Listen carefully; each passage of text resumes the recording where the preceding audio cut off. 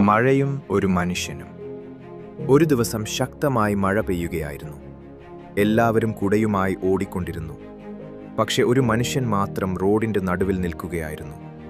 ഒരാൾ ചോദിച്ചു, "എന്തിനാണ് നിൽക്കുന്നത്?" അവൻ ചിരിച്ചു പറഞ്ഞു, "ചില മഴകൾ നനയാനല്ല, പഴയ ഓർമ്മകൾ തിരികെ കാണാനാണ്."